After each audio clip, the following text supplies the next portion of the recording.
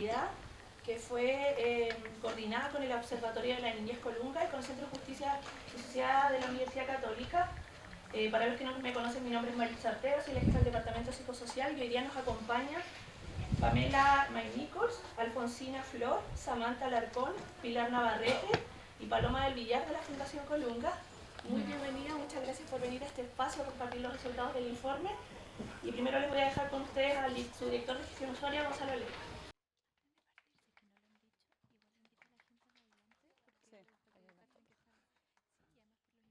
Sí, pues. Buen día a todas y todos. Bueno, lo primero es agradecer al Observatorio y Sociedad UC por el trabajo, por este informe realizado, pero particularmente a Colunga por estar hoy día acá, por venir al hospital. Le agradezco al Departamento de Intervención Psicosocial también por poder coordinar este espacio de conversación. Es bien importante para nosotros poder hablar de estos temas, ya se lo expresaba el equipo de Colunga. Los hospitales públicos, los prestadores públicos de salud, nos terminamos transformando en la última frontera de los casos más complejos que socialmente vemos en prensa.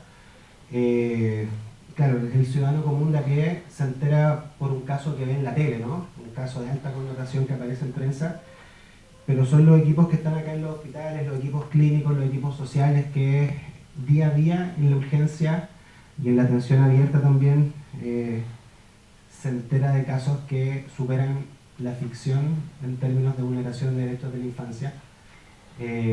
Así que este es un insumo muy importante y espero también que la conversación que tengamos acá sirva para ir dando luces de cuáles pudiesen ser soluciones de fondo. Seguimos como país estando al debe en soluciones de fondo que resuelvan los problemas de vulneración de derechos de la infancia. Sé que no es el foco de la conversación de hoy, pero en el otro extremo del ciclo vital también tenemos terribles brechas y terribles casos que a diario vemos de vulneración de derechos en personas mayores. Así que obviamente estos espacios los celebro, que podamos tener un espacio público, un prestador público que ve estos casos a diario, abriendo la conversación. Siempre uno esperaría tener aún más gente en el auditorio, pero día lluvioso, frío, veo que hay equipos que de fuera del hospital. También así que les doy la bienvenida a los equipos que no son del hospital y a los equipos del hospital que veo al jefe del Cerro Pediátrico, a trabajadoras sociales de salud mental, la doctora Torres, a trabajadoras sociales del departamento, a psicólogas del departamento. Qué bueno que pudieron tomarse el espacio en este día a día medio vertiginoso que tenemos en los hospitales, poder sentarse a conversar de un tema tan relevante como este. Así que sea un espacio de conversación y algo bien provechoso, y una vez más muchas gracias a Colunga por venir a compartir con nosotros este informe. Bueno, muchas gracias por la invitación.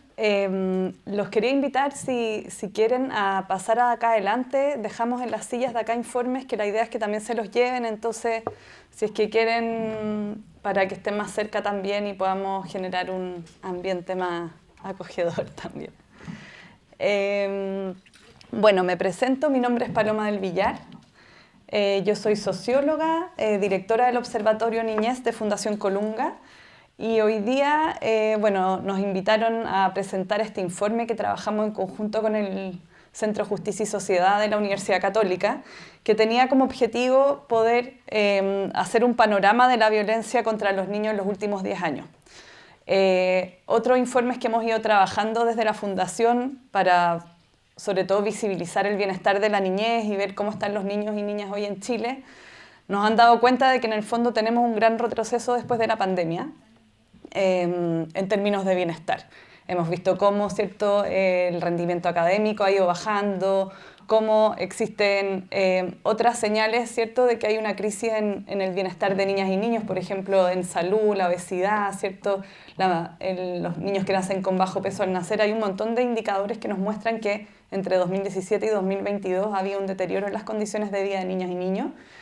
Y parte de ese diagnóstico, nosotros creemos que hay algo que está más de fondo, ¿cierto?, que tiene que ver con el trato que le damos como sociedad a las niñas y los niños. Y ese fue como un poco la motivación de este informe, o sea, poder ponerle números, cifras a esta situación, ver si habían habido cambios en los últimos 10 años y cómo estaban el trato que le damos como sociedad hoy a las niñas y niños.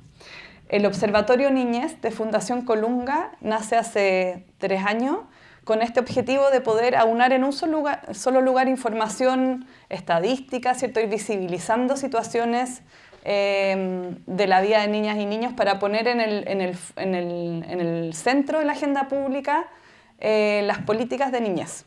Muchas veces vemos a la niñez, ¿cierto? Desde la educación, desde la salud, pero esta mirada como más intersectorial que necesitamos que todos y todas trabajen, ¿cierto? Por los niños y los niños, incluso las familias, somos todos cogarantes de los derechos, es lo que queremos instalar como observatorio y una de las formas es ir posicionando estos temas relevantes en la agenda pública para poder movilizar distintas políticas. Entonces, bueno, la idea es presentar brevemente el informe. Queremos que se lleven este informe, que lo puedan revisar, pero acá les voy a presentar los datos principales. Este es el equipo investigador. En este informe trabajamos con el Centro Justicia y Sociedad y un equipo de Colunga. Samantha Larcón, que está aquí, fue investigadora de este informe. Y básicamente esta presentación va a tener 3 partes. Primero, un poco explicarles cómo entendemos nosotros la violencia y cómo la medimos. Después, ver el panorama en los distintos tipos de violencia que quisimos visibilizar y finalmente las conclusiones y recomendaciones de este informe. Entonces, en primer lugar, ¿cómo entendemos y medimos la violencia contra la niñez? Nosotros tomamos obviamente la definición de la Convención de Derechos del Niño, que dice que la violencia contra la niñez incluye toda forma de perjuicio o abuso físico, mental, descuido, trato negligente, malos tratos o explotación. Nosotros, para medir la violencia contra la niñez, usamos este modelo que propone la estrategia INSPIRE. La estrategia INSPIRE, si la conocen, es una estrategia que construyó la OEPS con un montón de organismos internacionales en que proponen una serie de políticas para reducir la violencia contra la niñez en los distintos países.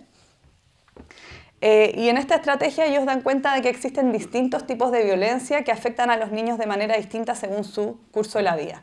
Entonces, por un lado está el maltrato infantil, por otro, que es la violencia que sea al interior de las familias o en las relaciones de cuidado, puede ser también en las residencias de protección, ¿cierto? Cuando hay un adulto que está a cargo de cuidar a los niños y que no hace tal, ¿cierto?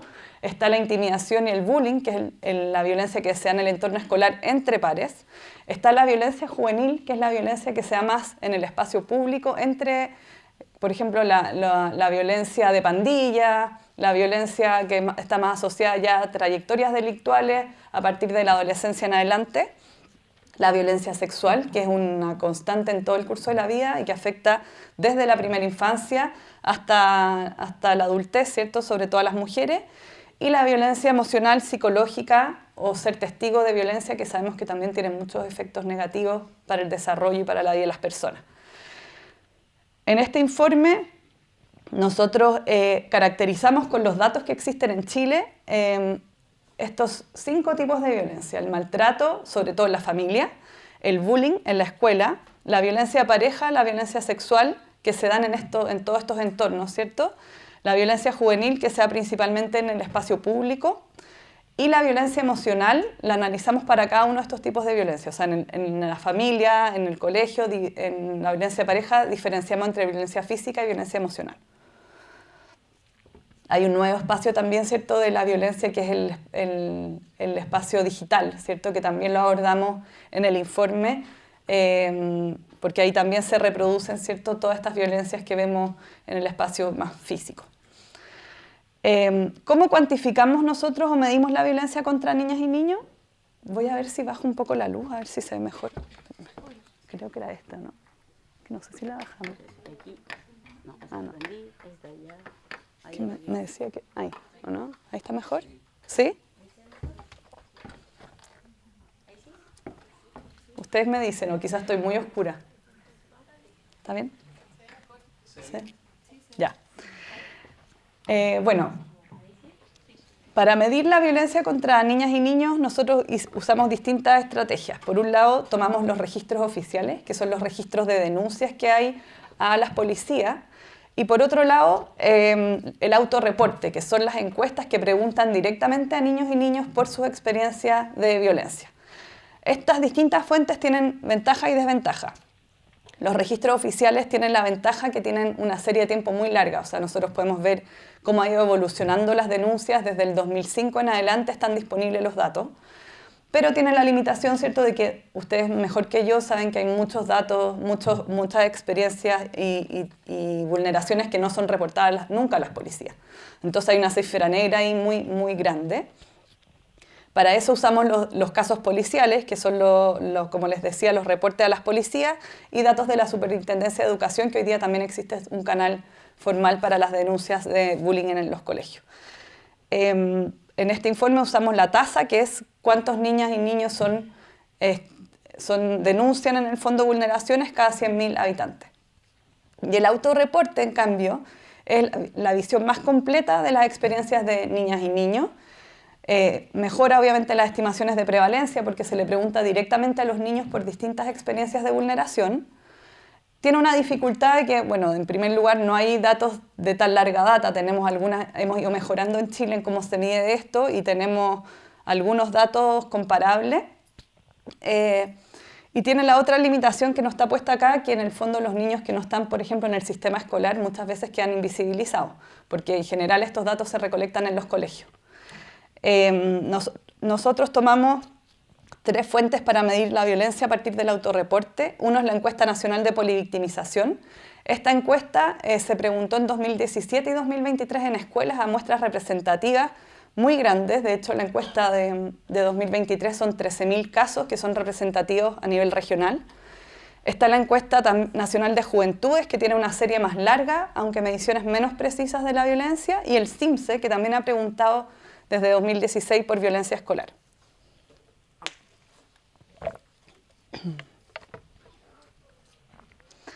Entonces, teniendo claro el panorama, ¿cierto?, de cómo medimos la violencia, les voy a ir presentando cuáles son los hallazgos por cada tipo de violencia que dijimos que íbamos a analizar.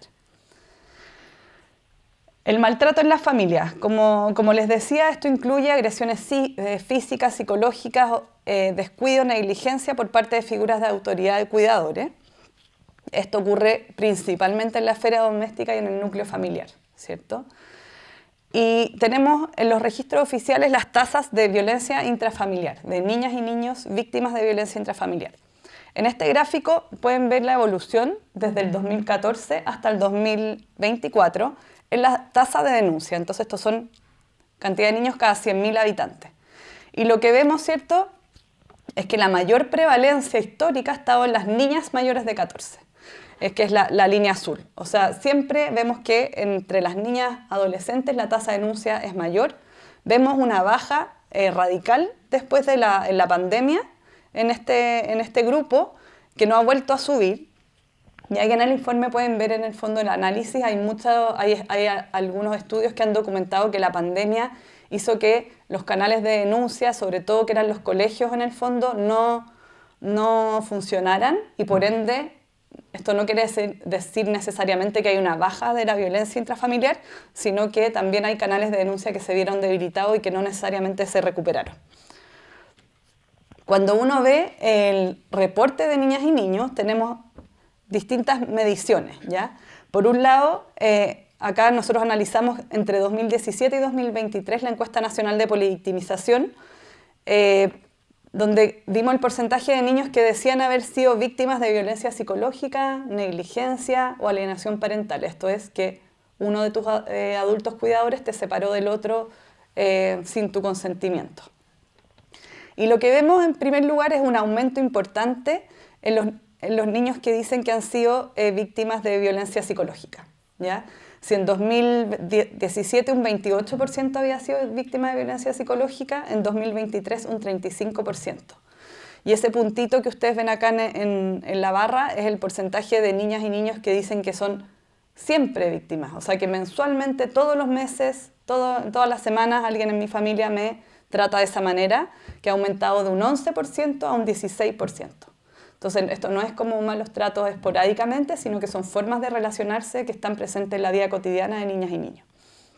Insultos, cosas malas o crueles, o te han dicho que no te querías. Esa es la pregunta directa. Respecto a la negligencia, que se le pregunta a los niños directamente si los adultos en su entorno no te han cuidado como deberían, es decir, no se han preocupado de tu alimentación, de tu salud o de que vayas al colegio. Eso aumentó de 5 a 8% entre la pre y la pospandemia. Y el tercer indicador, que es este de alienación parental, si algún miembro de tu familia te ha apartado, mantenido alejado, escondido tu padre o madre, también aumenta levemente de un 7 a un 9% alguna vez en la vida. Entonces, en todas estas expresiones del maltrato a la familia vemos un aumento a diferencia de lo que veíamos en los registros, ¿cierto? Y por otro lado, la violencia física, vemos una leve disminución, pero una mantención en los casos más crónicos.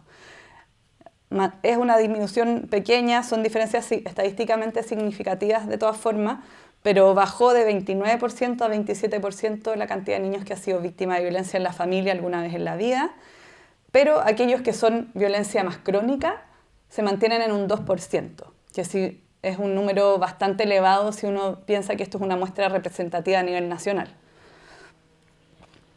Estos son casos que en el fondo los niños dicen que han sido cacheteados, golpeados, dado patadas o les han infligido daño físico mensualmente. Acá también vemos una diferencia de género muy relevante también en el autorreporte, no solo en las denuncias. Y vemos que entre las niñas el porcentaje que ha sufrido tanto daño físico como psicológico y como alienación es un porcentaje estadísticamente más alto que el de los niños. 1 de cada 3 niñas ha sufrido violencia al interior de la familia, violencia física, versus 1 de cada 4 niños. Y en el caso de la violencia psicológica, las cifras de las niñas duplican a las de los hombres. Entonces, y una última fuente, que es la de la encuesta nacional de juventud, es que nosotros analizamos los reportes ya de adolescentes. Acá se pregunta de forma más amplia por si has vivido o no violencia en tu familia. Esto en términos amplios, esto puede ser violencia tanto de los cuidadores hacia los niños o violencia desde sus pares. Y acá también vemos un aumento muy importante después de la pandemia. Vemos cómo desde 2012 a 2018 venía bajando la cifra de adolescentes que reportaban haber vivido alguna vez violencia en su familia. Y vemos que hay un aumento tanto en los reportes de violencia física como psicológica en 2022. Entonces, todos los datos de autorreporte de niñas y niños nos hablan de que algo pasó, ¿cierto?, después de la pandemia. En la violencia física el panorama no es tan claro, yo hablaría de una estabilidad, ¿cierto? Pero en la violencia psicológica, negligencia, las otras formas de violencia y el ambiente familiar se ve que hay un aumento de la violencia al interior de la familia, que no se ve reflejado necesariamente por las denuncias. La segunda expresión que analizamos fue la violencia escolar y bullying, y acá ustedes saben que en los medios, ¿cierto?, este es un tema que se aborda mucho. La violencia escolar, está esta idea, ¿cierto?, de que los espacios escolares están como descontrolados. Y nosotros quisimos ponerle cifra, ¿cierto?, a esa realidad. La violencia entre pares, ¿cierto?, se refiere a esta intimidación o bullying en la escuela. Es un tipo de violencia que se da en el ámbito escolar entre los propios pares y tiene que ver con actos reiterados de hostigamiento. Cuando uno ve los registros oficiales, estos son las denuncias que hay a la Superintendencia de Educación, ve un aumento en las denuncias de maltrato entre estudiantes post-pandemia, ya de 2020. Y esto es lógico, ¿cierto? Se ve esta baja cuando estaban los colegios cerrados y este aumento exponencial y una mantención un poco en los años posteriores a la pandemia. Aún así son 5.000 casos anuales, que si uno piensa en el universo de estudiantes es acotado, ¿cierto? Pero cuando uno ve el autorreporte, o sea, cuando le pregunta a los niños si han vivido violencia en su colegio, el panorama es un poco distinto y bastante más extendido. Lo que sí tenemos, como les decía, distintas fuentes. Para los niños más pequeños, en cuarto básico, por ejemplo, tenemos el CIMSE, y lo que vemos es que no hay una diferencia, no hay un aumento, ¿cierto?, entre el 2016 y el 2023, que es cuando tenemos 2 mediciones que podemos comparar. Hay una mantención en el fondo de los porcentajes de niños que dicen que han vivido violencia, lo que hablaría que no ha cambiado mucho esto. Ahora, sí hay algunas diferencias muy importantes según género y tipo de establecimiento, y también la cifra que uno ve es muy alta. O sea, acá estamos viendo niños que dicen que siempre o algunas veces en el mes, han sufrido golpes y burlas. En total, vemos que un 37% de los niños dice que sufre constantemente estos golpes y burlas, un 17% solo burlas y un 20% además golpes. O sea, estamos hablando de 1 cada 5 niños que vive burlas constantemente en el colegio. Y esta cifra es mucho mayor en los colegios públicos, alcanzando un 40%, y entre los niños, ¿ya? Entre los niños vemos que prepondera la violencia física. 1 de cada 4 ha vivido violencia física en el colegio versus un 15% de las niñas. Y entre las niñas es más preponderante la violencia psicológica. Ahora, lo que sí vemos es que hay un aumento en el porcentaje más crónico de quienes viven violencia en el colegio. O sea, los que te dicen siempre vivo violencia, así todos los días, todas las semanas vivo violencia. Vemos un aumento entre quienes han vivido golpes siempre, entre quienes viven burlas siempre y entre quienes son víctimas de ambas cosas. Los que dicen siempre ser víctimas de burlas y de golpes alcanzan un 6% de los niños y obviamente esas son las expresiones del bullying más dolorosas y las que tienen consecuencias importantes en la salud mental de niñas y niños. Otro dato interesante, ¿cierto?, tiene que ver cómo la violencia en la escuela afecta el derecho a la educación y vemos que un 22% de los estudiantes de cuarto básico que señalaba haber faltado a clases por miedo a que alguien le haga daño, ¿cierto? Y entre quienes dicen que son víctimas de golpes y burlas, este porcentaje asciende un 64%. O sea, esta violencia que viven los niños en el colegio tiene consecuencias, en el fondo, en su rutina y hace que muchos dejen de ir al colegio y por lo tanto vulnera el derecho a la educación. En niños más grandes tenemos la encuesta de polivictimización, cuarto básico son 9-10 años, la encuesta de polivictimización nos permite ver entre los 12 y los 17 años y acá vemos un aumento en este rango etario en todas las expresiones que medimos, que son golpes y burlas, un aumento entre quienes viven diariamente, o sea, anualmente, golpes de 10 a 14% y un aumento de quienes dicen que han sufrido violencia psicológica de un 15 a un 20%. De nuevo, ¿cierto?, vemos esta diferencia de género importante. Los hombres en general declaran un poquito más, ¿cierto?, de violencia física, pero las mujeres declaran, un tercio declara haber sufrido violencia psicológica en el último año versus un 13% de los niños. De nuevo, se duplica la cifra de niñas que sufren agresiones, violencia emocional, ¿cierto?, violencia psicológica. En el informe pueden ver más en detalle, pero tenemos pocos datos todavía que nos permitan ver como sistemáticamente la violencia digital. Esta encuesta, la encuesta nacional de polivictimización, es uno de ellos. Y lo que uno ve, ¿cierto?, aquí es el porcentaje de niñas y niños que han sufrido maltrato o acoso online. ¿Ya? Esto se pregunta directamente si han sufrido malos tratos o acoso online. Vemos que hay un aumento de 24 a 28% entre la pre y la pospandemia. Respecto al acoso sexual por internet, hay una mantención, ¿cierto? Pero en general, lo que nos dicen las cifras es que un tercio de las niñas y los niños viven violencia en el espacio digital y un 4% vive este tipo de violencia de manera mensual, constantemente. Quizá una de las expresiones más dolorosas de la violencia contra la niñez tiene que ver con la violencia sexual, tanto por las secuelas que deja en la vida de niñas y niños, pero también porque se da muchas veces en el seno de la familia y en lugares donde debiesen ser espacios de cuidado. Y bueno, tenemos la violencia sexual, ¿cierto?, abarca distintos actos que no son consensuados de carácter sexual. Y en este informe nosotros hacemos un análisis y diferenciamos entre el acoso sexual, que tiene que ver con conductas o comentarios o gestos inapropiados, y el abuso sexual, que implica una intrusión física, ya sea real o potencial. Si alguien ha tratado de cometer estas acciones intrusivas o si las ha podido ejecutar. En cuanto a los registros oficiales, que son las tasas de denuncias de víctimas de delitos sexuales, vemos de nuevo, ¿cierto?, esta brecha enorme en las denuncias entre las niñas mayores de 14 años, que son las que presentan mayores tasas de denuncia, en 2024 alcanzaban 642 cada 100.000 niñas mayores de 14 años. En segundo lugar, tenemos la tasa de denuncia de niñas menores de 14 años, más que de los niños de la misma edad, ¿cierto?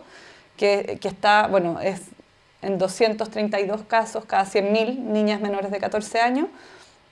Y en el caso de los hombres vemos que las tasas son más bajas, pero vemos un aumento súper importante si comparamos entre el 2014 y el 2024. O sea, en el caso de los hombres se ha duplicado la cifra de denuncia en una década, ¿ya? En el caso de las mujeres también por lo demás. Entonces lo que acá vemos es un aumento de las denuncias.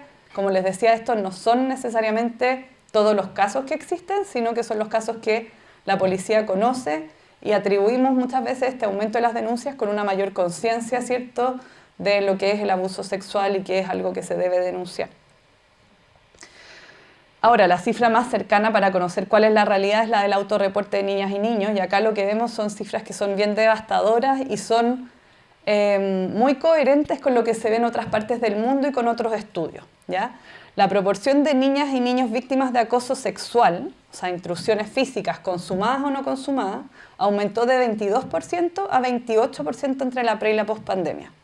Acá, ya que estamos en hospital, sabemos que esto es una carga para la salud pública súper importante. O sea, son casos que van a requerir probablemente o mayor probabilidad cierto tratamiento psiquiátrico, psicológico,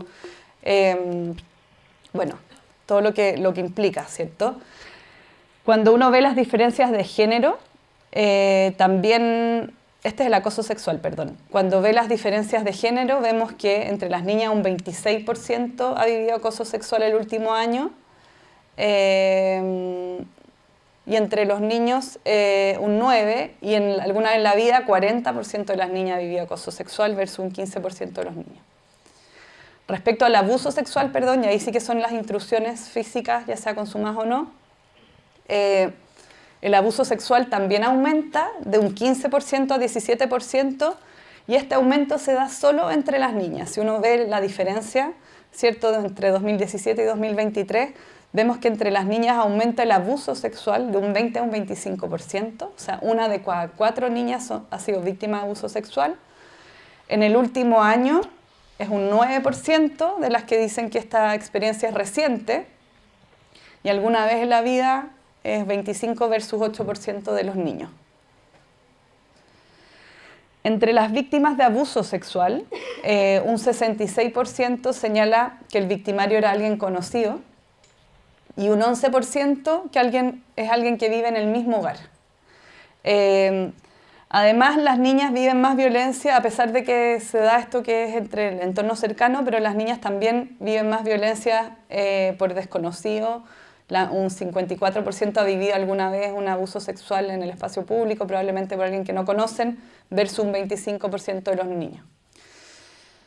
Entonces, bueno, y estos datos también es interesante. Nosotros tenemos un estudio reciente de abuso sexual en población general, que se preguntó, que lo hizo la Universidad Católica también, que se preguntó una muestra representativa de adultos sobre sus experiencias de violencia sexual en la niñez, y las cifras son muy parecidas. Es un 25% de las niñas versus un 9-10% de los niños. Y si uno ve estudios internacionales, también se dan cifras similares. La cuarta expresión, y quizás la más visible, es la de la violencia juvenil. Como les decía, es el uso de la fuerza física para amenazar y dañar. Se da generalmente entre jóvenes, adolescentes, en peleas, amenazas con armas, sin armas. Es todo lo que tiene que ver con la violencia de pandilla. Y acá nosotros, para medir ese tipo de violencia, utilizamos las tasas de víctimas, niños y niñas víctimas de delitos violentos. Acá, a diferencia de los otros delitos del maltrato al interior de la familia y la violencia sexual, vemos que las tasas más altas son para niños de 14 a 17 años, seguido por niñas de 14 a 17 años, o sea, son adolescentes. Son 1.800 casos cada 100.000 habitantes, una cifra bastante alta de niños que han sido víctimas de delitos violentos y que han sido esos delitos denunciados a las policías. lo que vemos es esta baja, ¿cierto?, post-pandemia, pero un aumento posterior, y hoy día estamos entre las cifras más altas de la última década. No, hemos estado peor también, que eso es importante señalarlo, o sea, hace una década, el 2014, la cifra era más alta, vimos que venía bajando la violencia física y vemos un aumento en los últimos años, entonces podríamos hablar de un retroceso. Acá está la división, ¿cierto?, de cuáles son los tipos de delito. En general, las amenazas, las lesiones son lo más denunciado, 275 cada 100.000 niñas y niños, seguido de amenazas y robos. También tenemos la encuesta de polivictimización, que le pregunta directamente a los niños si han vivido estos ataques físicos por parte de algún desconocido, y los datos son bastante sorprendentes, ¿cierto? La mitad de los niños ha vivido alguna vez en su vida algún tipo de ataque físico. Robos es un 8% y amenazas un 34%. O sea, esta diferencia, ¿cierto?, en la magnitud es bien parecida a lo que se ve en los datos oficiales, solo que obviamente cuando uno le pregunta a los niños son muchos más los que han tenido estas experiencias, y hay una mantención, ¿cierto?, en estas cifras de autorreporte con respecto al 2017. La encuesta nacional de juventudes, que también tiene preguntas si ha sido víctima de violencia física por parte de amigos fuera del colegio, que es otra expresión de la violencia juvenil, también documenta este aumento entre la pre y la pospandemia, esta misma tendencia de que esto es algo que venía bajando y que sube en 2017, entre 2018 y 2022. Otra cifra que genera bastante preocupación tiene que ver con la tasa de homicidio. Esta es la tasa general para niñas y niños, que vemos que, ¿cierto?, ha ido subiendo. Hoy día está en 1,5 la tasa de niñas y niños víctimas de homicidio. Pero si uno diferencia por tramo etario, vemos que estamos en una tasa histórica en lo que respecta a los delitos de homicidio entre niños, adolescentes, en el fondo de 14 a 17 años. Hoy día la tasa es de 7,5, una tasa para nuestro país muy alta. A nivel comparado seguimos en niveles bajos, sobre todo en lo que es la región de Latinoamérica, pero sí estamos en niveles históricos, y también estamos en niveles históricos de víctimas de homicidio en niñas de 14 a 17 años. O sea, había un aumento en estos dos, tanto en hombres como mujeres, a pesar de que hay una diferencia importante en la magnitud entre niñas y niños. Entonces, bueno, ¿qué podemos concluir de todo esto, cierto? Lo primero es que la violencia contra niñas y niños persiste. Hay un aumento relevante en varias de sus formas, especialmente después de la pandemia del COVID. Crecen formas más invisibles de la violencia, como la violencia psicológica y la digital, aunque la violencia física también vemos que se mantiene a niveles alarmantes, tanto dentro de la familia como en el espacio público. Las niñas y las adolescentes mujeres son las más afectadas, con mayor exposición a la violencia psicológica, el acoso y el abuso sexual, y la violencia de pareja, que no lo vimos acá, pero está en el informe.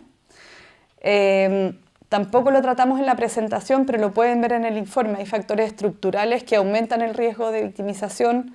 En general, cuando uno ve, sobre todo el autorreporte, ve que el género, el nivel socioeconómico, también el país de nacimiento, la discapacidad y la pertenencia a comunidades estigmatizadas, en general implica que hay mayor probabilidad de haber sido víctima de violencia, de especial preocupación en caso de niños que declaran tener discapacidad, que en general presentan más violencia al interior de la familia, en el colegio, en el espacio público, y también en algunas expresiones de violencia, sobre todo en el espacio público, las niñas y los niños migrantes.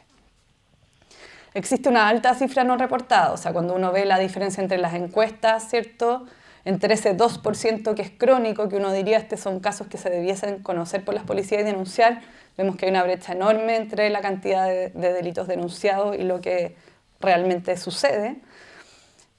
Y además, bueno, como conclusión general, ¿cierto?, que esta magnitud de este fenómeno y la persistencia requiere una respuesta integral, coordinada y sensible a las múltiples formas que aborda este fenómeno. ¿Qué quizás más que presentar las recomendaciones, que son más a nivel general, ¿cierto? Pensando en las candidaturas presidenciales, sería interesante quizás generar una conversación de cómo lo ven ustedes acá en el hospital, ustedes que como son la primera línea, ¿cierto? Si esto es algo, esta realidad que se ve en la cifra, es algo que se ve en el día a día o no. Lo que nosotros creemos, ¿cierto?, es que cuando ponemos el foco en un tipo de violencia, cuando se aborda solamente la violencia en la escuela, nos olvidamos que estamos en una sociedad que es violenta, en que las familias hay un trabajo que hay que hacer ahí, y quizás uno de los aportes que quisimos hacer con este informe era justamente eso, o sea, mostrar que esto no es solo un tipo de violencia, que todavía estamos en una sociedad que no respeta, ¿cierto?, los derechos de los niños y que hay mucho por avanzar. Así que eso, los dejo con, no sé, la Maritza. Muchas gracias.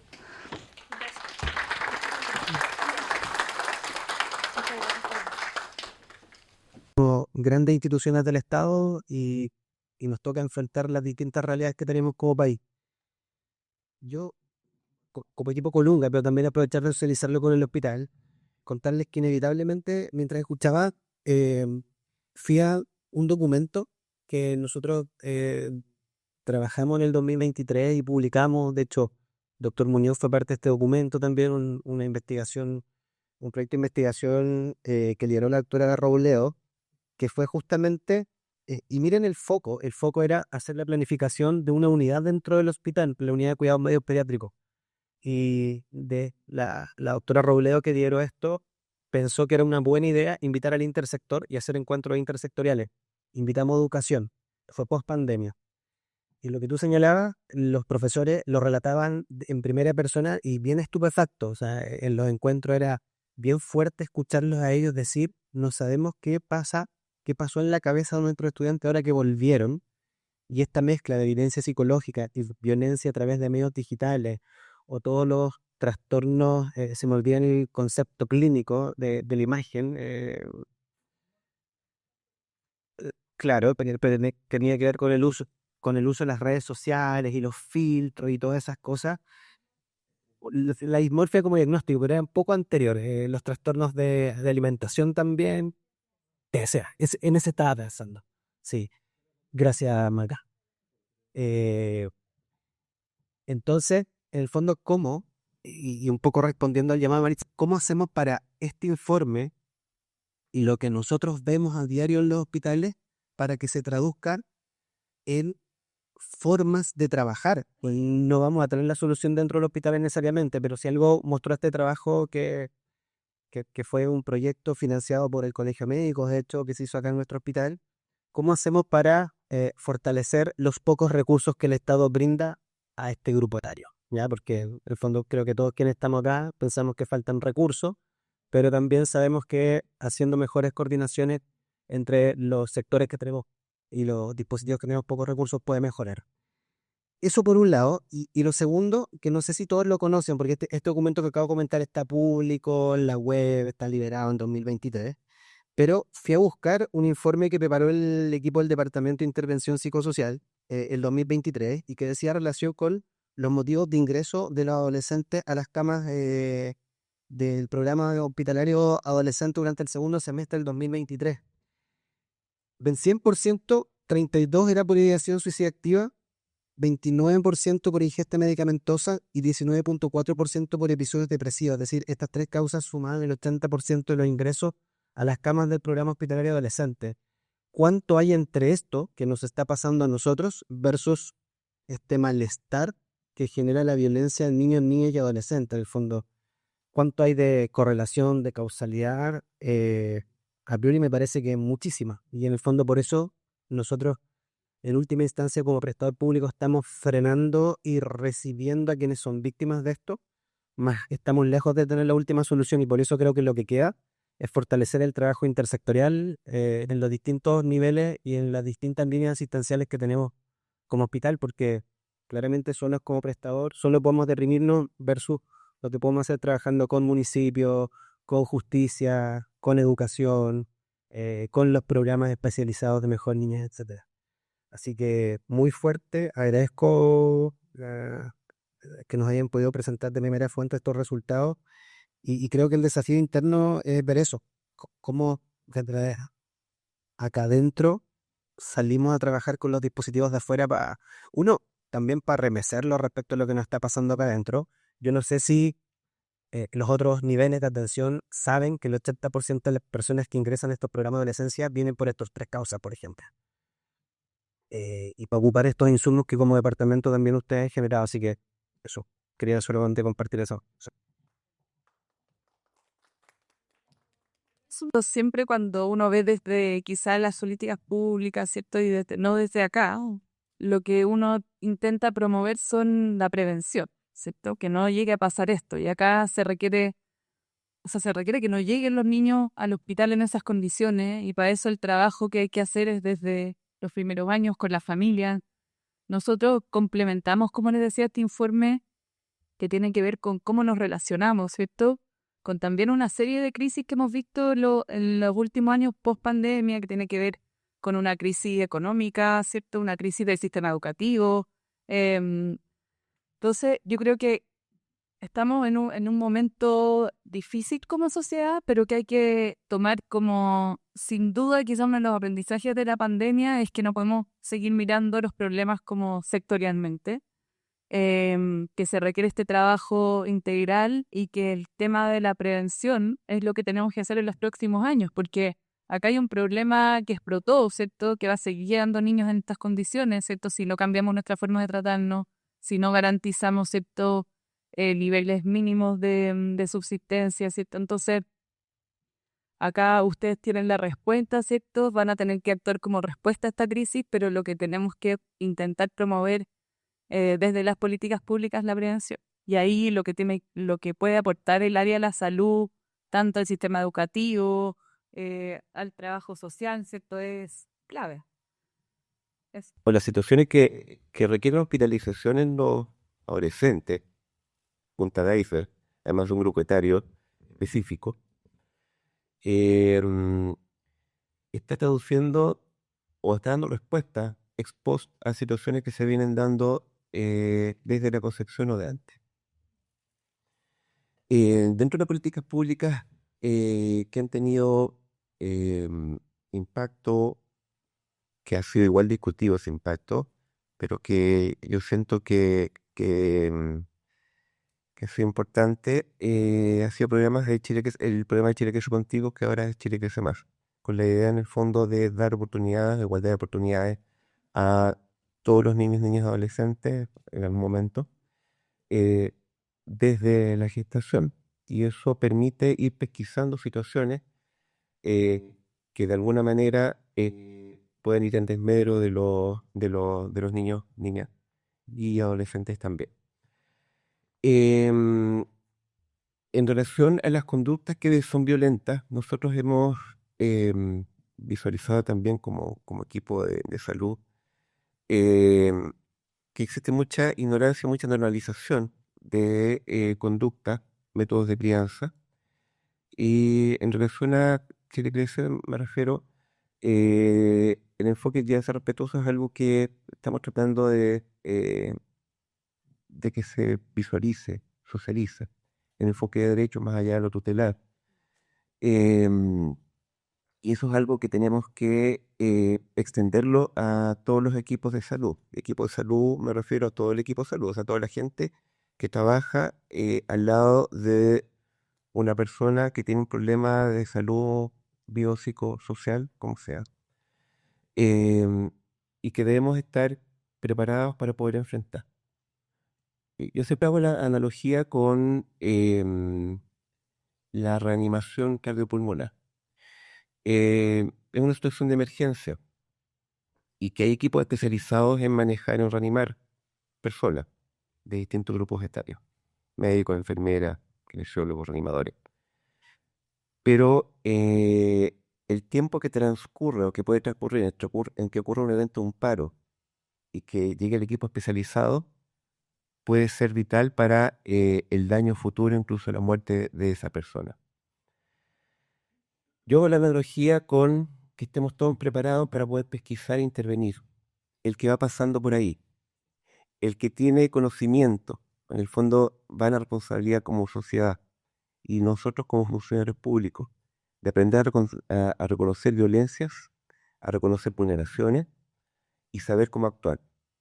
De alguna manera, como hospital estamos tratando de que eso ocurra. En el área del CR pediátrico creo que estamos, CR es el centro de responsabilidad, todo lo que tiene que ver con pediatría del hospital. Y salud mental, estamos eh, bastante sensibilizados, pero falta, siempre me falta.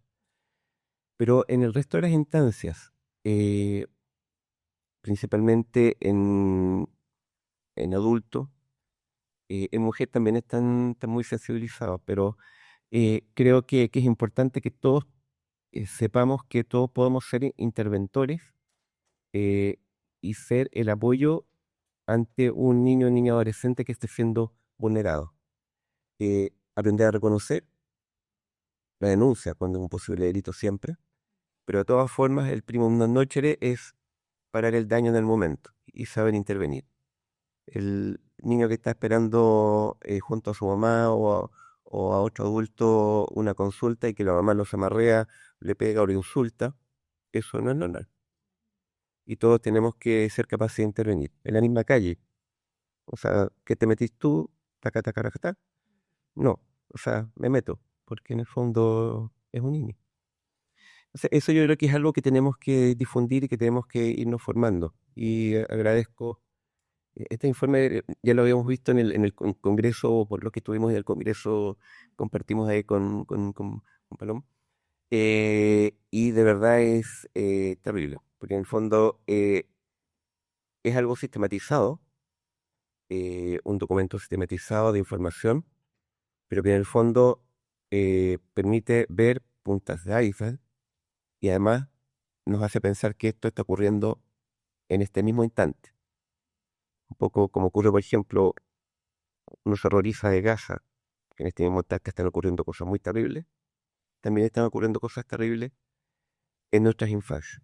Así que yo creo que el llamado es a estar atentos y a formarnos y a intervenir. Y en todos los niveles, conocer esto, ¿ya? Porque en realidad es impactante.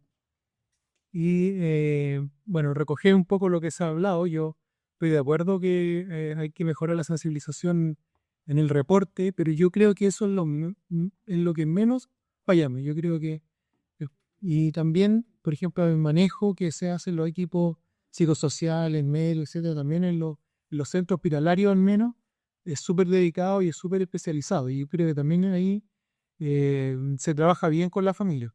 Yo creo que el problema principal que tenemos es lo que ustedes explicaron ahí, que son los espacios intersectoriales, que en el fondo nuestras instituciones no se comunican.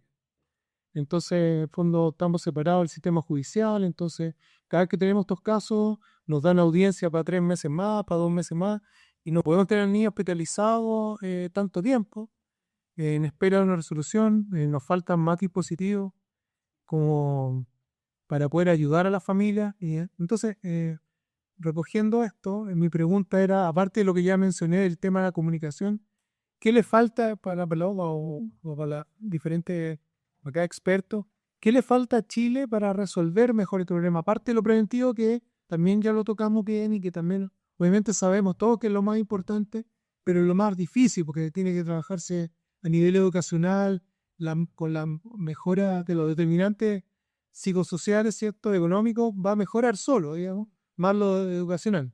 Pero en este momento que ya estamos con el problema instaurado, ¿qué dispositivo, qué le falta a Chile para lograr enfrentarlo esto de mejor manera? Esa es la pregunta. Yo creo que esa es la pregunta más difícil, ¿cierto? Y la que nosotros como instamos un poco a que, no sé, es un año electoral, ¿cierto? Y no vemos muchas propuestas en esto. Pero quizá es importante saber que Chile en los últimos años ha hecho un montón de reformas institucionales, ¿cierto? Tenemos la Defensoría de la Niñez, que no está hace 10 años, la Subsecretaría de la Niñez, que no está hace 10 años, o sea, como que de alguna manera tenemos la Ley de Garantía, que también se aprobó en 2022, si no me equivoco. Entonces se ha ido avanzando muy lentamente en adaptar las instituciones de protección, promoción de derechos a los estándares internacionales. Si uno lo ve como en una línea de tiempo, en los últimos 5 o 6 años ha habido una revolución de las instituciones de protección de la niñez y quizás la expresión más, o sea, la jugada más arriesgada, pero que es lo que hay en otros países, son estos sistemas de protección administrativa. Que la protección administrativa es que en el fondo, cuando se detectan estos casos, no necesariamente tiene que pasar un caso por un tribunal y con todo lo que eso implica, va a tener una reacción, sino que hay un montón de dispositivos previos y que en Chile, en teoría, la institución que debiese ejecutar eso en la oficina local de la niña. ¿Qué pasa? Que eso lo estamos implementando de una manera muy desfinanciada, muy pobre, sin mucho como voluntad política, digamos, de esto debiese, Cada municipalidad claro, esto debiese ser algo que uno dijera, esto es un sistema que va a ser central para el bienestar de los niños y las niñas, que todos los ciudadanos debiésemos saber que existe, como cuando discutimos de la reforma de pensiones, no sé, que estamos todos más o menos atentos, ¿cierto? Y yo creo que, claro, si bien se avanzó en lo legislativo, con muchas organizaciones de la sociedad civil que empujaron esto, organismos internacionales, hoy día estamos en la etapa de la implementación y como lo vemos nosotros, eso es débil. Va a depender mucho de la voluntad del alcalde, de la capacidad de los líderes, sectores locales. Y ahí también hay que decirlo, o sea, tenemos una institucionalidad que hoy día existe, pero que no es una institucionalidad fuerte. Entonces yo creo que claro, y obviamente siempre van a haber vulneraciones, problemas, incluso en los mejores sistemas a nivel mundial existen casos dramáticos de niños que mueren bajo la tutela del Estado, ¿cierto? Eso siempre va a pasar. Pero en Chile estamos muy atrás, tenemos que implementar ese sistema de protección administrativa que sea ágil, que la respuesta no pase por un tribunal, porque muchas veces tampoco son casos que tienen que pasar necesariamente por un proceso judicial, sino que hay acciones que podrían mejorar la calidad de vida de los niños y las familias. Y la prevención, sí, yo creo que al final en el sistema educativo, en el fondo, en los sistemas de cuidado, sabemos que tenemos esta crisis. Uno de los datos del otro informe que lo pueden descargar de la página web, que es este Informe Nacional de Bienestar, que es medio obvio, pero no debiese dejar de cuestionarnos, en el fondo, cómo abordamos esto como sociedad. Del 2006, 1 de cada 10 niños vivía en familias monoparentales. Hoy día es 1 de cada 5. Entonces tenemos un 20% de los niños que viven a cargo de un solo adulto. Es mucho trabajo, ¿cierto?, criar a un niño, sobre todo que hay que trabajar, esos niños muchas veces se quedan solos, entonces también hay que pensar que como sociedad tenemos que adaptarnos a una forma de hacer familia que es distinta. Hoy día que hace 20, 30 años, la familia extendida cada vez existe menos. Entonces, ¿cómo se brindan esos apoyos que antes se encontraban quizás en la familia? Pero yo creo que, claro, no es una única respuesta, pero creo que sí en parte la prevención, el apoyo a los cuidados desde la primera infancia, fortalecer el Chile Crece, que ha sido exitoso si uno ve las evaluaciones que ha tenido, para que no ocurran estos casos tan complejos. Y por otro lado, tener un sistema de respuesta ágil, que no dependa de un tribunal necesariamente, que hayan dispositivos especializados para las distintas situaciones, que no tengan que pasarse los niños en el hospital, ¿cierto?, cuando podrían estar con una familia acogida, cuando podrían estar con su misma familia con ciertos apoyos, con ciertas visitas de enfermeras, de asistentes sociales, más recursos en el fondo para esto. Hola Paloma, yo soy Amapola Aguilera, soy trabajadora social, trabajo en salud mental infantil, soy del sistema de atención intersectorial y trabajo con los niños de residencia y los niños que están en los programas ambulatorios proteccionales también, dependientes del Servicio de Protección Especializada, ex Mejor Niñez, ex SENAP. Y bueno, también como una forma de análisis y reflexión a todo esto, a lo que tú dices en relación a cómo podemos intervenir en la infancia, yo siento que la mayoría de los profesionales al menos estamos con esta desesperanza prendida, ya con una frustración permanente, porque vemos que este sistema no avanza. Estructuralmente hay mucho que hacer. Tenemos una ley de subvenciones que subvenciona los programas que trabajan con la niñez y que fragmenta la intervención y que finalmente esa subvención se transforma en dinero. Ya a los programas les dan dinero, una subvención, ¿cierto?, por atender a los niños, y muchos niños son atendidos de una manera muy ineficaz, ya con un nivel de daño importante y también con instituciones que han normalizado la violencia.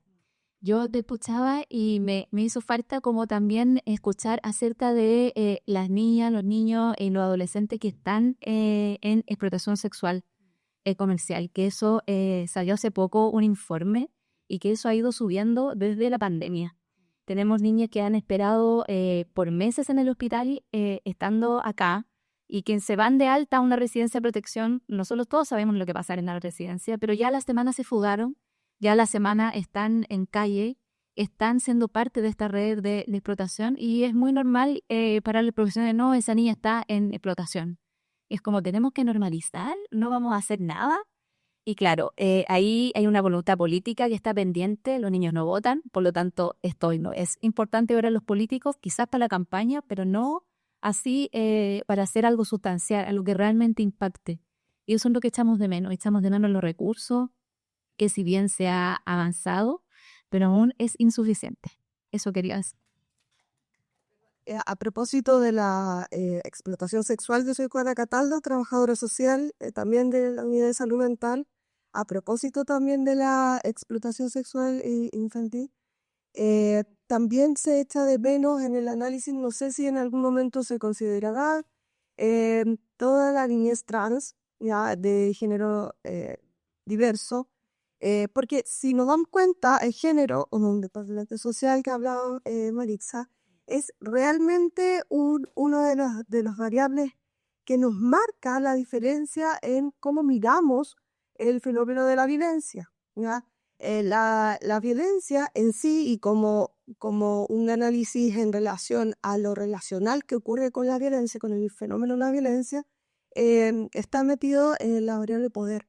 Y desde ahí siento que, no sé si en alguna instancia estuve revisando un poco más, porque yo entiendo que es una pincelada lo que nos mostraron hoy día, ¿verdad?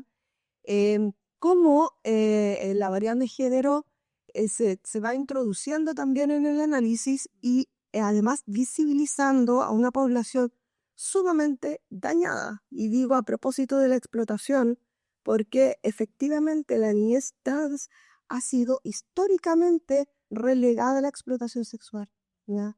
En términos de sociedad lo llevamos hacia allá a la niñez. Entonces, eso quería preguntar, ¿en qué momento esta variable va a ser parte de un informe como este?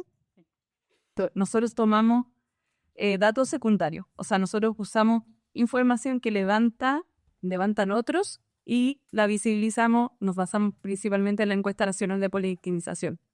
Y en la encuesta nacional de policlinización se pregunta, en la última hora, se pregunta hombre, o sea, por género, soy hombre, mujer o otro, ¿ya? O sea, así se categoriza y hace que los niños se categoricen. No tenemos datos comparables que uno pudiera hacer el panorama del 2017 ahora. Solo tenemos esa categoría de otro, ¿ya? Que así lo hicieron quienes planificaron la encuesta, digamos. Y cuando uno ve ese otro, que no sabemos qué es, digamos... Son niños. No, claro, son niños, pero no sabemos cómo se identifican, no sabemos... tampoco le dice soy no binario, soy trans, un otro. Ese otro, en general... Incluso posiblemente dentro del género masculino femenino pudiera Exacto. Entonces, lo que quiero decir, el punto que quiero hacer, es que no está correctamente medida esa variable como para decir, oye, los niños que se identifican de tal manera no existe esa medición. Y en Chile le falta mucho para avanzar todavía para que se mida correctamente la identidad de género, ¿cierto? Y entonces, hoy día, con los datos que tenemos, que es con lo que nosotros trabajamos, no tenemos información medida correctamente para poder hacer esas diferencias, ¿ya? Lamentablemente, y es lo que tenemos. Sí, respecto a la explotación sexual, o sea, la variable género, en el fondo, hombre-mujer, que es la que nos provee la encuesta. Si tú ves el informe, tenemos el enfoque de género en todo el informe, visibilizamos esta diferencia entre hombres y mujeres, pero no tenemos hoy día la información como para poder profundizar más en eso. Así como quizá podría ser un avance que yo creo que se va a dar en los próximos años. Yo sé que el Ministerio de Desarrollo Social está planificando una encuesta de niñez y que sí va a preguntar mejor y que vamos a poder tener quizá en el futuro mejores datos de eso. Pero con la información que hay no hay buena información.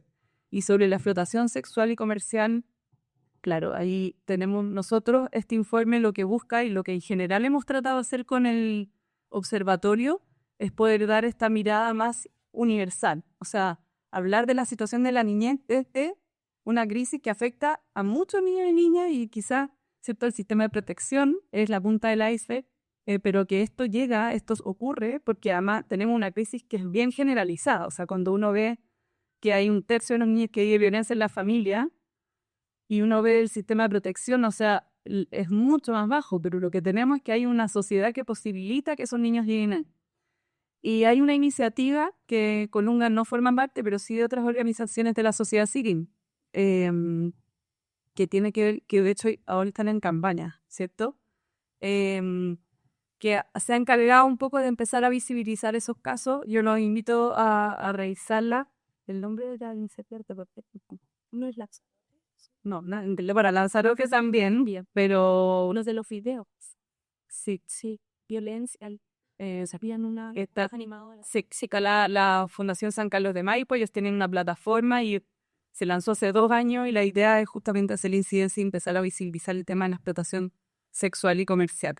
Explotación sexual terminamos casi siendo cómplices por omisión porque sabemos lo que va a pasar cuando van a retornar a la residencia, que a los 2 días van a estar acá en el hospital en peores condiciones y sigue funcionando el mismo ciclo. Entonces también cuestionamos un poco el ciclo. Y por otro lado, si quieren datos con enfoque de género, aquí nosotros tenemos nuestra dura del programa hospitalario, del programa Crece con Orgullo, acompañamiento a la identidad de género. Podemos partir haciéndolo por la Florida.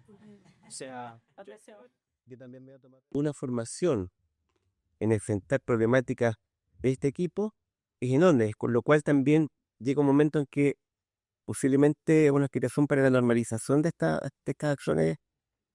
Esta es la realidad, esto es lo que nos toca, pero no hay ni herramientas ni recursos para poder enfrentar estas situaciones que, estando 8 horas los niños y adolescentes en aula, es un reflejo también de lo que viven, de las violencias que viven en sus casas o entre ellos como padres. Entonces no hay un círculo un monstruo que se autoalimenta a sí mismo. Entonces nosotros podemos apoyar, pero en el fondo te tiene que ser todos juntos al mismo tiempo, sin equipo. Y eso está, y en este mundo polarizado, sobre todo, está complejo. sí, y el último pelo en la sopa que pongo en año electoral también es lo que pasó la semana pasada y lo que va a seguir ocurriendo esta semana con cómo nos van a seguir pegando a todo el sector Estado por las horas extras en los municipios mal pagadas, por el mal uso de licencia, en verdad. Y al final sabemos que bien que se vea eso y que se castigue y que se sancione de manera ejemplar, pero que mal que eso se utilice en año electoral como un insumo para seguir diciendo, sigamos achicando el Estado, evitemos seguir entregando recursos porque puros botan la plata, que eso después de noticias como esta se instala rápidamente. Entonces también ahí está cómo como ciudadanos ponderamos ese discurso, porque sin Estado todo esto queda aún más invisible.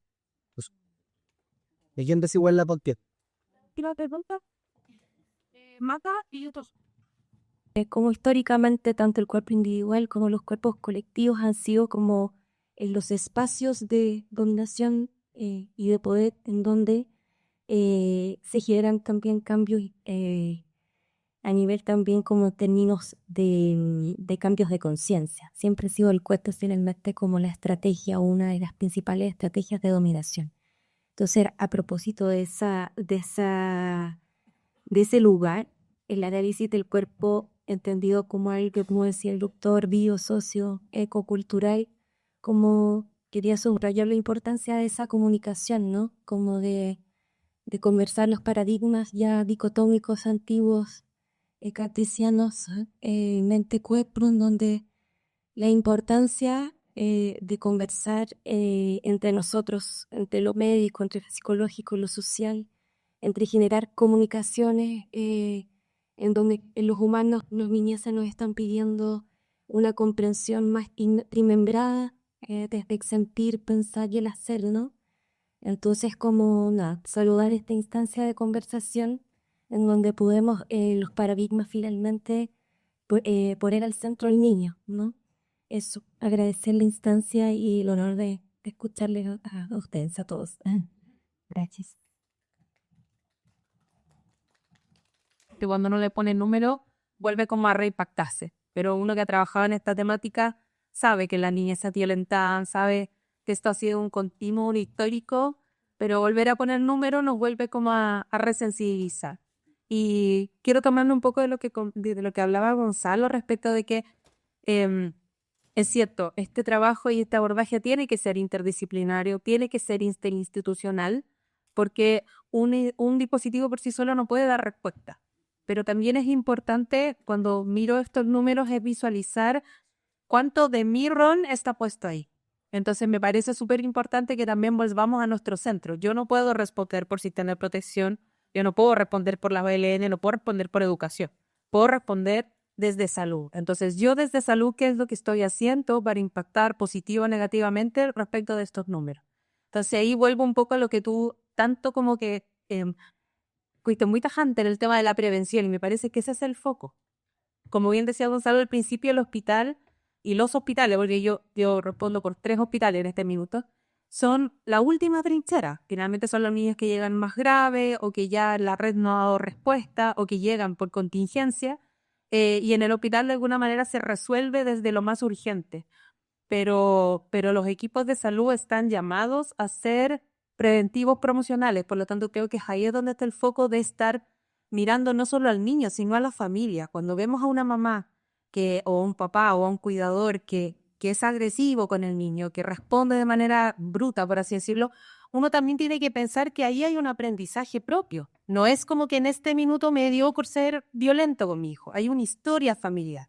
Entonces es importante que nosotros también miremos eso y lo miremos también desde la empatía, de decir, ¿qué herramientas tengo yo para poder ayudar, acompañar a esta familia para que vaya disminuyendo esa conducta? Entonces me parece que en la medida en que nosotros también tomamos ese rol preventivo promocional, promovemos por último que estos indicadores a mediano o largo plazo bajen, porque en este minuto, en el aquí y el ahora, ya no podemos hacer nada. Pero sí tenemos que pensar en que ese niño, y como que me tomo un poco de la teoría de los eventos adversos, yo al prevenir algo aquí, prevengo también en ese adulto que va a ser padre, que va a ser madre. Entonces, esto es un continuo. Yo no puedo como a los equipos de salud siempre se le hace mucho énfasis en que la denuncie, que hablar, pero no trabajamos en lo preventivo. No trabajamos el miremos a la familia, observemos las conductas, veamos el entorno, aprovechemos la instancia de la visita domiciliaria integral para mirar a la familia. No solo al niño, no solo la patología, no solo al prematuro, sino que cómo funciona esta dinámica familiar que a mí me pueda dar señales para decir, aquí hay un riesgo, acá hay otro riesgo, aquí hay un factor protector, porque siempre nos fijamos también en lo negativo, ¿no? Es que hay muchos factores de riesgo. ¿Y hay algo protector en esta familia que puedo relevar? Trabajarlo desde ahí. Entonces también es importante porque nosotros como equipo de salud no nos damos cuenta que tenemos el tremendo privilegio de estar cerca de la familia en todo su ciclo vital, sobre todo los equipos de los CEFAM.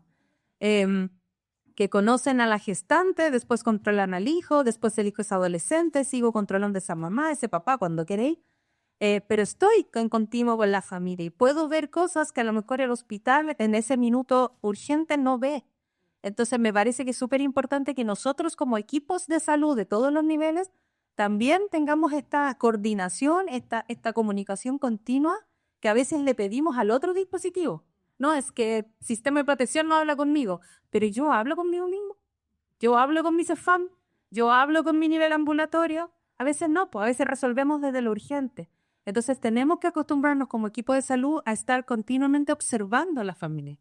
No esperar que se latille la crisis, ahora que hay que hacer denuncias. Y ahí todos corremos, todos visualizamos el riesgo. Pero no nos fijamos en esas pequeñas señales que a veces vemos en el control de salud rutinario o en algún contacto, en algún taller con la familia, que no nos genera esta alerta. Entonces me parece que es súper relevante trabajarlo desde ahí y fortalecer en todas las niñas, a todos los niveles, la prevención continua. Yo creo que Que tú seas tan tajante con esa indicación, para nosotros es súper importante, porque es ahí donde entramos nosotros. Yo no me puedo llevar al niño para la casa, yo no puedo trasladarlo a la residencia si es que no hay cupo, pero sí puedo hacerme cargo de estar continuamente educando, continuamente observando, continuamente comunicándome con el resto del equipo, para que podamos hacer un trabajo más conjunto y ofrecer, según lo que tengamos disponible, cómo contener esa familia mientras el otro dispositivo se activa. Creo que eso es súper relevante para nosotros también hacernos cargo de esta información. Eso. Números, estudios cuantitativos y de los predictores en el fondo del maltrato infantil tienen que ver con problemas de salud mental de los padres o experiencias de vida de haber sido criados, ¿cierto?, en la evidencia.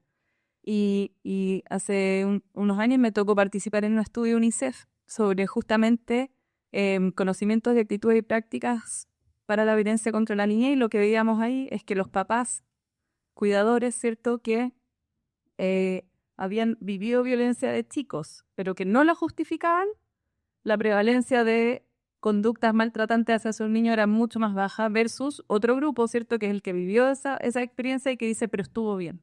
Entonces, qué importante, no pasó nada, mírenme si estoy súper bien. La típica, ¿cierto? Pero en el fondo, qué importante es trabajar con la familia. Y como dices tú, o sea, quizás no tengo que tratar al niño y tengo que derivar a ese papá o mamá, o hacerlo ver que quizás él necesita una atención psicológica, un apoyo, y que eso va a la larga a prevenir la violencia en la familia. Entonces es súper importante mirarlo desde ahí y desde esta mirada también obviamente empática. O sea, si yo fui criado con estas pautas violentas, ¿cómo voy a ser distinto si nadie me enseña, ¿cierto?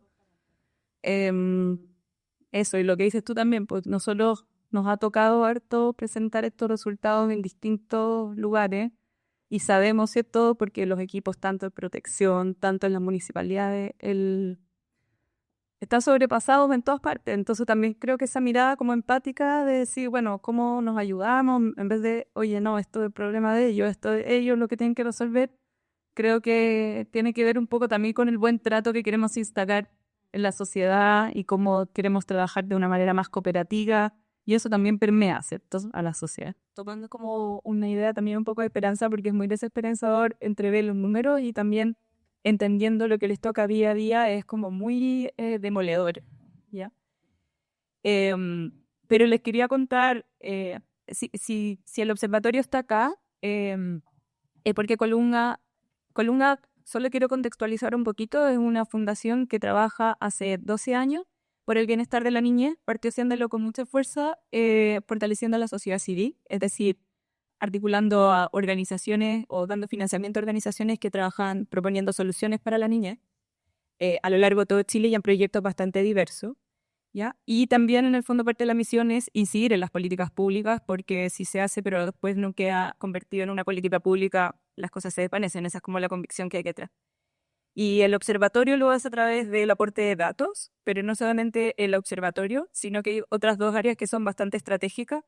Y una de ellas comenzó a existir el año pasado, que es el área, no el año pasado en la alianza, pero se gestó una alianza entendiendo que para poder implementar la ley de garantía, que pone a las OLN en un lugar muy importante, pero las OLN, lo que hablábamos, están desfinanciadas, no está como bien presupuestada esa parte. Como desde la sociedad civil, Colunga está apostando para generar una alianza con un municipio donde se está haciendo un piloto, que es Renca en este caso, pero la idea es que si funciona ahí, este modelo pueda escalar a otros municipios. Es un proyecto largo, o sea, antes de 5 años es difícil ver que pueda resultar, pero la idea es que ese fortalecimiento de la sociedad civil, Colunga ahora está financiando los proyectos en la comuna para que puedan ayudar a la comuna, al municipio que tiene un compromiso con la niñez, para poder generar una oferta, porque en el fondo lo que estamos hablando y lo que todos decían de este intersector, bueno, la sociedad civil con el mundo público, llevando organizaciones pero que puedan financiar esos proyectos. O sea, la idea es que si estamos velando por el bienestar de la niñez, las cosas se articulen para que funcionen. Y eso se lo comento porque es una reflexión que vino en el camino. Esto no vino hace 12 años atrás. Hace 3 años empezaron, bueno, si es que estamos financiando proyectos, ¿cómo realmente hacemos que esto tenga un impacto en el bienestar de la niñez? Y esa reflexión llegó a este proyecto. Ojalá que resulte bien y que se pueda expandir, pero ojalá uno pudiera decir, oye, que se hagan todas las comunas, pero estamos recién piloteándolo. Y otra cosa que también les quería comentar, y no sé si lo conocen, pero que dentro de todos los desesperanzadores es un programa de la sociedad civil que es muy... no sé, a mí me tocó ir hace 3 semanas a una sesión y me pareció increíble. Hay una organización de la sociedad civil que se llama Infancia Primero, que tiene un programa que se llama Crecer Jugando, y lo que ellos buscan en el fondo es acompañar a cuidadores, en el caso que yo fui eran solo mujeres, pero pueden ser abuelas, padres, etcétera, y que durante 1 hora hacen sesiones en los CEFAM, donde le enseñan a jugar a las mamás con los niños, y es increíble, y en el fondo a lo que ellas han apuntado es a bajar el estrés también parental. Las mamás tienen, en el caso que yo fui, que eran solo mamás, tienen un espacio al final para poder decir, yo tengo conductas aprendidas que este programa me ha ayudado a sacar, veo que a otras mujeres también les cuesta y me siento reconocida. Entonces, y eso, este programa que ya ellas también lo tienen hace como 10 años, está medido su resultado y está medido el resultado tanto en el desarrollo de los niños a nivel físico, motor, como el desarrollo del habla, el lenguaje, etc.